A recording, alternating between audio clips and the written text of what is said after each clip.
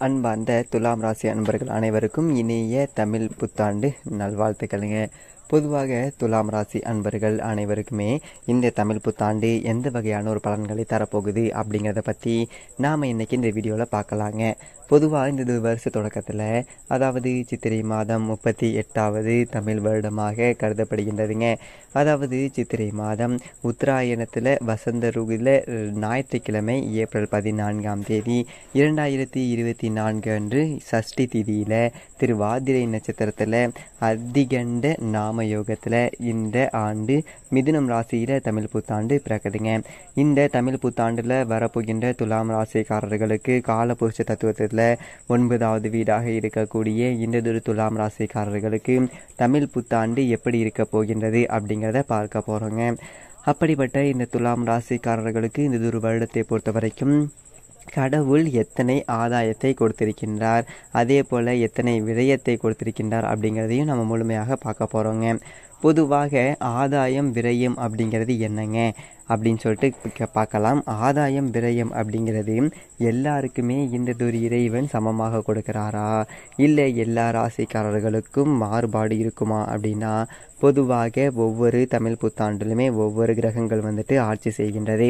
அதாவது எந்த ஒரு கிரகம் ஆட்சி ராஜாவாக ஆட்சி செய்கின்றதோ, பொறுப்பேற்று நடத்துகின்றதோ அப்படிங்கிறத வச்சு தான் இந்த ஆதாயம் கிரகம் அப்படின்னு சொல்லிட்டு சொல்லப்படுகின்றது. அதே மாதிரி கணக்கிடப்படுகின்றதுங்க. அப்போது இந்த தமிழ் வருடத்தை பொறுத்த வரைக்கும் செவ்வாய் பகவான் தாங்க ராஜாவாக பொறுப்பேற்று ஆட்சி செய்ய வராருங்க. அப்போது இந்த செவ்வாய் பகவான் யார் யாருக்கெல்லாம் சப்போர்ட் பண்ண போகிறாரு அப்படிங்கிறத பார்க்க போகிறோங்க. அதே மாதிரி பார்த்தீங்க அப்படின்னா, அந்தந்த ராசிக்கு தகுந்த மாதிரி ஆதாயத்தையும் விரயத்தையும் இந்த செவ்வாய் பகவான் கொடுப்பாருங்க. பொதுவாக துலாம் ராசிக்காரர்கள் இவங்க வாழ்க்கையில் என்ன நடந்தாலுமே தான் இப்படி தான் இருப்பேன், இப்படி தான் வாழ்வேன் அப்படின்னு சொல்லிட்டு இருக்கக்கூடியவர்கள் இவங்கங்க. அதே போல் துலாம் ராசிக்காரர்கள் வாழ்க்கையில் ரொம்ப நம்பிக்கை துரோகம் அப்படிங்கிறத சந்தித்தவங்க.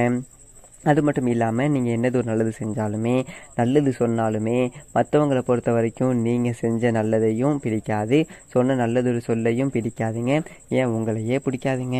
ஆனால் அதுவே நீங்கள் சொன்ன நல்லதொரு விஷயம் ஒரு வேளை மற்றவங்களுக்கு அது நல்லதாக நடந்துருச்சு அப்படின்னா சின்னதாக பார்த்து உங்களை சந்தோஷப்படுவாங்க. இப்படி தான் உங்களுடைய வாழ்க்கை அப்படிங்கிறது மற்றவங்களுக்காக போயிட்டுருக்குதுங்க. அப்போது இந்த ஆதாயம் விரயம் அப்படிங்கிறத வைத்து கணக்கிடும்போது துலாம் ராசிக்காரர்களுக்கு இந்த ஒரு வருடத்தை பொறுத்த வரைக்கும் கடவுள் 3 ஆதாயத்தை கொடுத்திருக்கின்றார். அப்போது துலாம் ராசிக்காரர்கள் இதை நீங்கள் கேட்கலாம், என்ன வெறும் 3 ஆதாயமா, கடவுளே கொஞ்சம் சேர்த்து கொடுக்கலாமே அப்படின்னு சொல்லிட்டு நீங்கள் கேட்கலாங்க. அப்போது துலாம் ராசி என்பர்களே, நாங்கள் உங்களுக்கு சொல்ல வர்றது என்ன அப்படின்னா, நீங்கள் மற்ற ராசியை கம்பேர் பண்ணும்போது கடவுள் உங்களுக்கு 3 ஆதாயத்தை கொடுத்துருக்கார் அப்படின்னு சொல்லிட்டு நீங்கள் சந்தோஷப்பட்டுக்கணுங்க.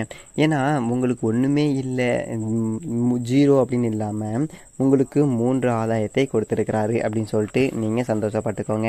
அப்போது இந்த 3 ஆதாயத்தை வச்சு இந்த ஒரு வருடம் 365 நாட்களில் ஒரு நல்லது ஒரு லெவலுக்கு போக முடியுங்க. அன்பார்ந்த துலாம் ராசி அன்பர்களே, அதாவது நீங்கள் ஒரு நல்லது ஒரு லெவலுக்கு ஹை பீக்கில் போக போகிறீங்க. பொதுவாக உங்களை பொறுத்த வரைக்கும் நடக்காத ஒரு விஷயத்தை மற்றவங்களுக்கு நம்புகிற மாதிரி, அந்த ஒரு விஷயம் நடந்த மாதிரி சொல்லி மற்றவங்களை உங்கள் பக்கம் வரவழைக்கிறதுல நீங்கள் மிகப்பெரிய ஒரு கெட்டிக்காரருங்க. அப்போது உங்களுடைய சொல்லுக்கு அந்த அளவுக்கு ஒரு பலம் அப்படிங்கிறது உண்டுங்க. இது தயவு செஞ்சு நீங்கள் புரிஞ்சு வச்சுக்கோங்க. உங்களுடைய சொல்லுக்கு பலம் உண்டு.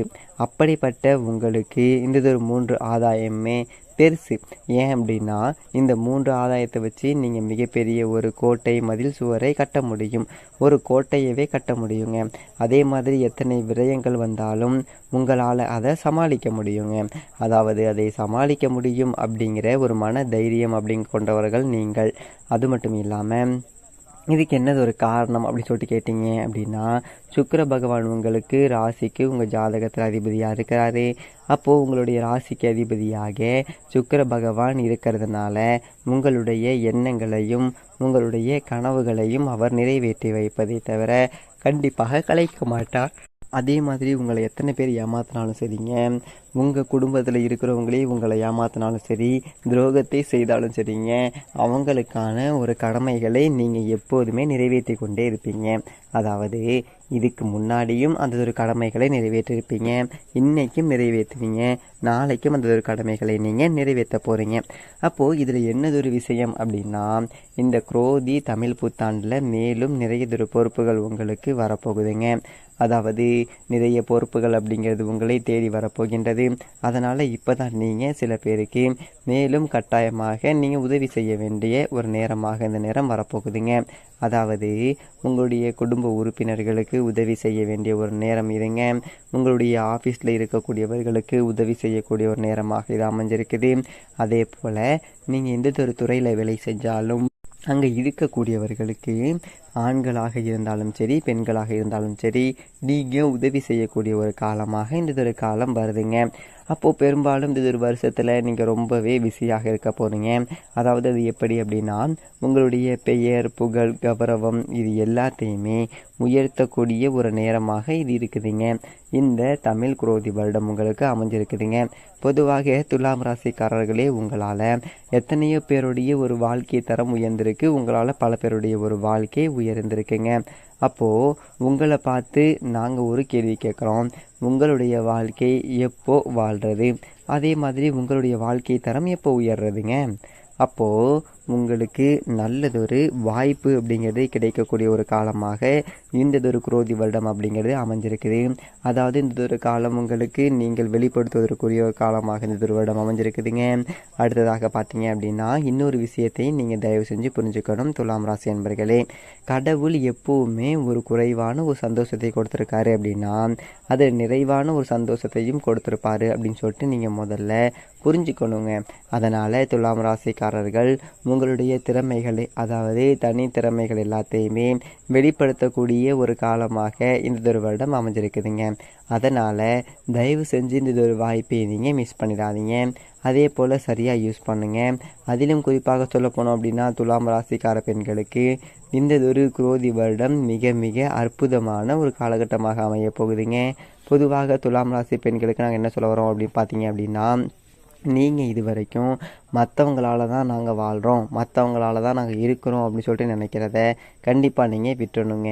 ஏன் அப்படின்னா, மற்றவங்க உங்களை சார்ந்து இருக்கிறாங்க அப்படிங்கிறத நீங்கள் முதல்ல புரிஞ்சுக்கோங்க. மற்றவங்களை சார்ந்து நீங்கள் இல்லை, உங்களை சார்ந்து தான் மற்றவங்க இருக்கிறாங்க. ஆகையால் நீங்கள் அவங்கள சார்ந்து இல்லை அப்படின்னு சொல்லிக்கிட்டு வெளியில் வாங்க, சிங்கமாக நடை போட்டு வெளியில் வாங்க. அதற்கான ஒரு காலமாக இந்த ஒரு காலம் உங்களுக்கு அமைஞ்சிருக்குதுங்க. அப்போது இந்த ஒரு குரோதி வருடம் உங்களுக்கு மிகப்பெரிய ஒரு நல்லதொரு வாய்ப்பை கொடுக்க போகுதுங்க. உங்களுடைய வாழ்க்கை தரத்தை உயர்த்த போகுதுங்க. ஆகையால் துலாம் ராசிக்காரர்களே, மெயினாக பெண்கள் தைரியமாக நீங்கள் வெளியில் வாங்க. அடுத்ததாக கடவுள் உங்களுக்கு எத்தனை ஒரு விரயம் கொடுத்துருக்காரு அப்படின்னு சொல்லிட்டு பார்க்கலாங்க. அதாவது 8 விரயத்தை கடவுள் உங்களுக்கு கொடுத்துருக்காருங்க. அதே போல் விரயம் 8 அப்படின்னு சொல்லிட்டு நீங்கள் பயப்படவும் வேண்டாங்க துலாம் ராசி அன்பர்களே. அதாவது 8க்குரியவன் சனி பகவானுங்க உங்கள் இடத்துல உச்சம் பெற்று இருக்கிறாருங்க. அப்போது இந்த உச்ச நாயகன் உங்கள் ராசியில் இருக்கிறதுனால, அப்போது இந்த 8 விரயத்தையுமே சனி பகவான் உங்களுக்கு பாதுகாப்பு அரணாக கொண்டு வருவாருங்க. அதாவது நல்லா புரிஞ்சுக்கோங்க, உங்களுக்கு அந்த 8 விரயத்தையுமே பாதுகாப்பு அரணாக கொண்டு வருவாருங்க. அது எப்படி அப்படின்னு சொல்லிட்டு நீங்கள் கேட்டிங்க அப்படின்னா, உங்களுடைய கடன் பிரச்சனைகள் அனைத்தையுமே அடைப்பதற்கான ஒரு வாய்ப்பை ஏற்படுத்தி கொடுப்பாரு. அந்த கடன் பிரச்சனையை, அந்த கடனை அடைப்பதற்கு ஒரு புதிய வேலையை கிடைக்க செய்வாருங்க. உங்கள் உறவினர்களுக்கு நீங்கள் செலவு செய்வீங்க. புதியதொரு வேலை வாய்ப்புகள் கிடைப்பதற்கு வழி செய்வாருங்க. வெளிநாட்டில் இருக்கக்கூடியவர்களுக்கு இடமாற்றம், இங்கேருந்து போவங்களும் சரி, அங்கேருந்து வரவங்களுக்கும் சரி, உங்களுக்கு ஒரு இடமாற்றத்தை நிச்சயமாக கொடுப்பாருங்க. அதே மாதிரி பணம் சம்பந்தப்பட்ட விஷயத்துக்காக நீங்கள் அதிகமாக வேலை செய்வீங்க. அதனால் உங்களுடைய விரயமும் உங்களுக்கு படிக்கல்லாக மாறப்போகுதுங்க. நல்லா புரிஞ்சுக்கோங்க, உங்களுடைய விரயமும் உங்களுக்கு படிக்கல்லாக மாறக்கூடிய ஒரு இடத்துல சனி பகவான் இருக்கின்றார். அது மட்டும் இல்லாமல் உங்களுக்கு ஒரு பாதுகாப்பு விஷயமாக மாறப்போகிறாரு. சனீஸ்வரன் உங்களுக்கு துணையாக இருக்கின்றார். அதனால் சனி பகவானுடைய ஒரு ஆற்றல் உங்களுக்கு இந்த வருடம் முழுவதுமே அதிகமாக கிடைக்கப் போகுதுங்க. அதே போல் இந்த குரோதி வருடம் உங்களுடைய குடும்பத்தில் வேலை செய்யக்கூடிய இடத்துல மக்கள் அப்படிங்கிறவங்க ஒரு நல்லதொரு பெயர் அப்படிங்கிறத மக்கள் மத்தியில் வாங்க போகிறீங்க. அதாவது நீங்கள் இதுவரைக்கும் ஒளிவு மறைவாக செஞ்சு வந்த உதவிகள் எல்லாமே பார்த்தீங்க அப்படின்னா இப்போ வெளிப்பட போகுதுங்க. நீங்கள் செஞ்ச எல்லா செயல்களுமே நல்லதொரு செயல்களுக்குமே உங்களுக்கு வெளி வட்டாரத்தில் மக்கள் பார்வையில் நல்லதொரு பெயர் கிடைக்க போகுது. குடும்பத்துலேயும் சரி உங்கள் ஆஃபீஸ்லேயும் சரி நீங்கள் இருக்கக்கூடிய இடத்துல உங்களுக்கு நல்லதொரு பெயர் அப்படிங்கிறது நிச்சயமாக கிடைக்க போகின்றது. நன்றி, வணக்கம். மேலும்